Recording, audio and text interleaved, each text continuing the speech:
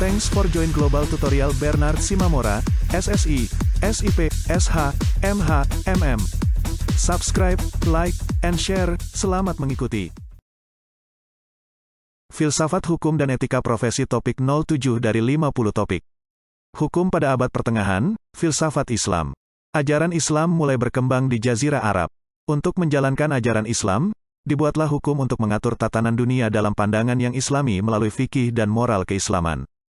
Secara teoretis, hukum Islam berlaku universal untuk dunia Islam.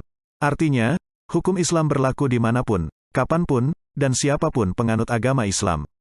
Akan tetapi, pada kenyataannya, sejak berabad-abad beberapa aliran dan kultur masyarakat lokal memengaruhi bekerjanya hukum Islam di masyarakat itu. Oleh karena itu, lahir perbedaan-perbedaan sehingga dalam hukum Islam timbul pandangan pluralisme dengan tujuan mengadopsi ajaran-ajaran lokal. Perbedaannya terutama terletak pada cara dunia Islam bereaksi, mengadopsi, berorientasi terhadap pengaruh, komunikasi, dan interaksi mereka dengan dunia sekitar mereka, khususnya pada saat Islam diterima dan dianut. Sejarah kemajuan pemikir Islam dilihat dari kronologi sejarah kemajuan di Barat bisa ditelusuri sejak Kekhalifahan Umayyah masuk Spanyol, Andalusia, tahun 711 di bawah pimpinan Abdurrahman ad-Dakhil, pada tahun 755 Masehi. Pada masa pemerintahannya, Abdurrahman ad-Dakhil membangun masjid, sekolah, dan perpustakaan di Cordova. Semenjak itulah lahir sarjana-sarjana Islam yang membidangi masalah-masalah tertentu, seperti Abbas ibn Farnas yang ahli di bidang ilmu kimia, Ibn Abbas dalam bidang farmakologi, atau Ibrahim ibn Yahya al-Nakas dalam bidang astronomi. Ia dapat menghitung gerhana dan penemu teropong bintang untuk pertama kali. Ibnu Jubair, Valencia, tahun 1145 sampai tahun 1228, ahli dalam sejarah dan geografi. Ibn Battutoh, Tangir, tahun 1304 sampai tahun 1337, Ibn al-Hatib, tahun 1317 sampai tahun 1374, serta Ibn Khaldun. Dalam bidang filsafat, juga lahir beberapa tokoh, seperti Ibnu Bajjah, lahir di Saragossa, wafat tahun 1138 Masehi, yang hidup di Spanyol menyaingi Al-Farabi dan Ibn Sina yang hidup di Baghdad, ibu kota Kekhalifahan Abbasiyah.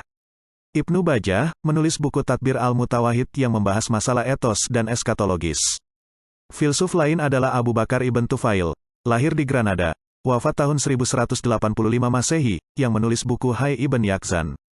Kemudian, ada Ibn Rushd, tahun 1126 sampai tahun 1198, yang merupakan pewaris pemikiran Aristoteles dan menulis buku Bidayah al-Mujtahid.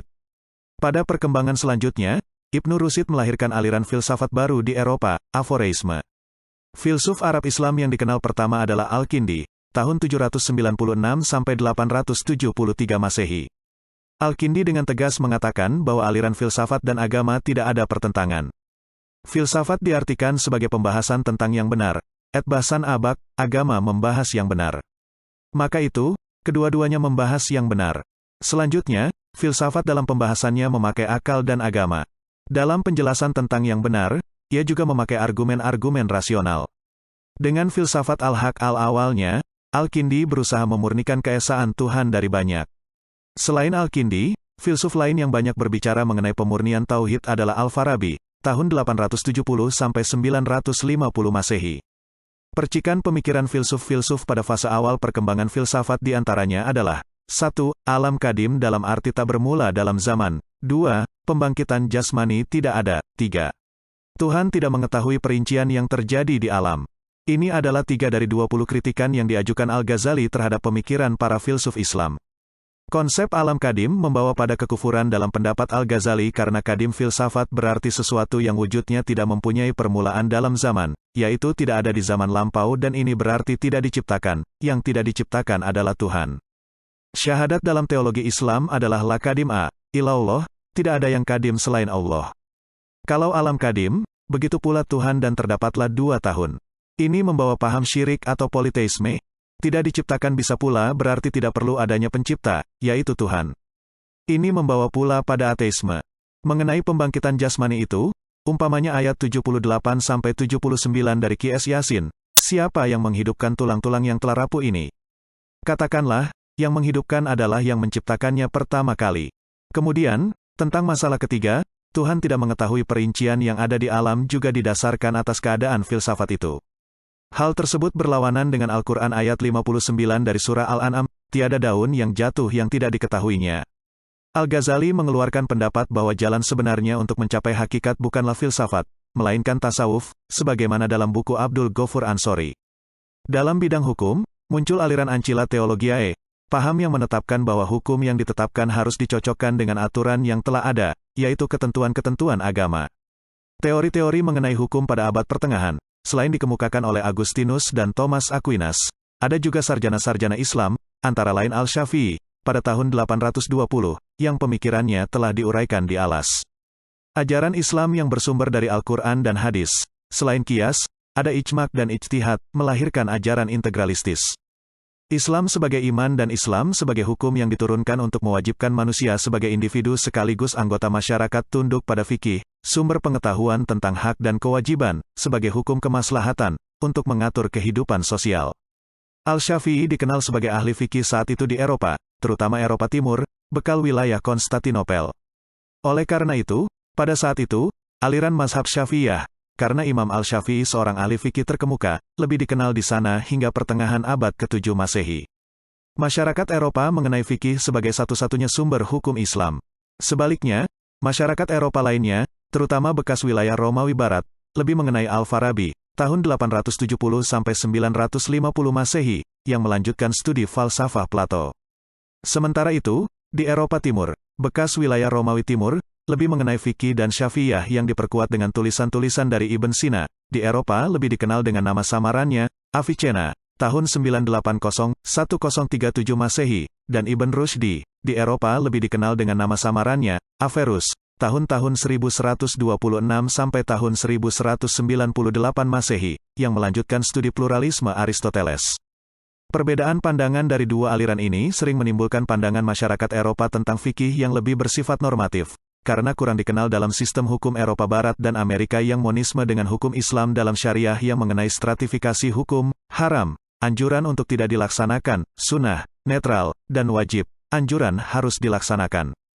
Sementara itu, hukum iain hanya mengenai dilarang dan diharuskan. Para pemikir Islam ataupun kaum orientalis lainnya terjebak dalam diskursus, wacana panjang mengenai kedudukan syariah, terutama tentang apakah syariah itu bersifat mutlak, sedangkan beberapa sarjana, ahli mendapatkan indikasi bahwa tampaknya juga dalam hukum Islam terdapat unsur-unsur asing, terutama berasal dari hukum Romawi. Diskursus ini justru telah dimulai sejak Al-Ghazali, tahun-tahun 1058 sampai tahun 1111 Masehi, yang menguraikan keberatannya terhadap pendekatan falsafah yang dikembangkan oleh Ibn Sina. Al-Ghazali boleh dikatakan memang sangat konsisten dan mempresentasikan penolakan pemikiran Islam terhadap hukum alam, bahkan filsafat hukum yang bersumber pada filsafat Yunani kuno. Pandangan Al-Ghazali sudah ditanggapi oleh Al-Rushdi. Namun demikian, pemikiran Islam ataupun Kristen terhadap hukum abad pertengahan sama karena keduanya berangkat dari wahyu Tuhan dan tidak perlu menafikan pemikiran-pemikiran hukum, baik dari Plato, yang monisme, maupun Aristoteles, yang pluralis, terutama pandangan Aristoteles sejak abad ke-9. Pemikir Islam mendasarkan teori hukumnya pada agama Islam, yaitu pada wahyu ilahi yang disampaikan kepada Nabi. Dari ahli pikir Islam Al-Syafi'ilah, aturan-aturan hukum diolah secara sistematis. Sumber hukum Islam adalah Al-Quran, kemudian hadis yang merupakan ajaran-ajaran dalam hidup Nabi Muhammad SAW. Peraturan-peraturan yang disetujui oleh umat juga menjadi hukum mufakat, yang disebut juga ijma'. Sumber hukum yang lainnya adalah qiyas, analogi atau persamaan. Hukum Islam itu meliputi segala bidang kehidupan manusia. Hukum Islam hidup dalam jiwa orang-orang Islam dan berdasarkan agama. Hukum Islam merupakan hidup ideal bagi penganutnya. Oleh karena hukum Islam berdasarkan pada Al-Quran, hukum Islam adalah hukum yang mempunyai hubungan dengan Allah, langsung sebagai wahyu. Aturan hukum harus dibuat berdasarkan wahyu. Oleh karena itu, ada dua pandangan dalam hal mengartikan hukum berpangkal pada agama. Hal tersebut dilihat dari bentuknya, yaitu secara langsung atau secara tidak langsung. Agama Islam berpandangan bahwa hukum berhubungan dengan wahyu secara langsung. Tokohnya diantaranya Al-Syafi'i, sehingga hukum agama Islam dipandang sebagai bagian wahyu, syariah. Sementara itu, menurut pandangan Kristiani, hukum berhubungan dengan wahyu secara tidak langsung. Tokohnya Agustinus, Thomas Aquinas. Hukum yang dibuat manusialah yang disusun di bawah inspirasi agama dan wahyu sehingga terdapat perbedaan pandangan tentang hukum dari kedua agama tersebut yang konsekuensinya terhadap hukum alam. Akhirnya, pada abad ini, para ahli kemudian membedakan 5 jenis hukum seperti berikut. 1. Hukum abadi, lex aeterna, rencana Allah tentang aturan semesta alam. Hukum abadi itu merupakan suatu pengertian teologis tentang asal mula segala hukum, yang kurang berpengaruh atas pengertian hukum lainnya. 2. Hukum ilahi positif, lex divina positiva, hukum Allah yang terkandung dalam wahyu agama, terutama mengenai prinsip-prinsip keadilan. 3. Hukum alam, lex naturalis, hukum Allah sebagaimana tampak dalam aturan semesta alam melalui akal budi manusia. 4. Hukum bangsa-bangsa, ius gentium, hukum yang diterima oleh semua atau kebanyakan bangsa. Hukum itu yang berasal dari hukum Romawi, lambat laun hilang sebab diresepsi dalam hukum positif. 5. Hukum positif, lex humana positiva, hukum sebagaimana ditentukan oleh yang berkuasa, tata hukum negara. Hukum ini pada zaman modern ditanggapi sebagai hukum yang sejati. Hal ini berbeda dengan filsafat timur yang memandang bahwa alam pun memiliki jiwa. Manusia adalah bagian dari alam dan keduanya berasal dari zat satu. Masyarakat barat adalah to do important than to be, bertindak adalah lebih penting daripada berada. Sikap untuk mengisi hidup selalu bertindak dan bekerja mendorong sikap pemilikan dan pencapaian hasil yang setinggi mungkin. Namun sebaliknya, manusia timur lahir dan hidup dalam budaya yang menyebut diri to be is more important to do, ada dan hadir lebih penting daripada bertindak. Konsekuensi dari ideal hidup demikian menyebabkan manusia timur cenderung pasif, konvensional dan dengan sendirinya tidak menyukai konflik. Padahal, melalui konflik itulah manusia barat mengadakan perbaikan-perbaikan dalam rangka menjawab persoalan-persoalan manusia. Filsafat barat memandang manusia sebagai individu yang berhadapan dengan masyarakat. Itulah sebabnya dalam dunia barat, khususnya dalam lapangan hukum, hak-hak individu lebih dikedepankan daripada hak-hak kolektif. Sebaliknya, dalam filsafat timur, manusia individu justru dipandang sebagai bagian dari masyarakat itu. Demikianlah materi topik ke-7 filsafat hukum dan etika profesi. Channel ini membantu memahami mata kuliah bagi para mahasiswa di perguruan tinggi manapun di Indonesia dan masyarakat umum. Video tutorial S1 Ilmu Hukum, S1 Ilmu Pemerintahan, S1 Ilmu Komunikasi, S1 Ilmu Manajemen, S1 Ilmu Administrasi dan lainnya disajikan di channel. Video tutorial dituturkan dan disubtitelkan agar dapat ditonton, dibaca sambil didengarkan. Untuk pemahaman yang lebih baik, putar dan dengarkan video tutorial berulang-ulang. Subscribe dan like, agar Anda mendapatkan update tutorial lainnya.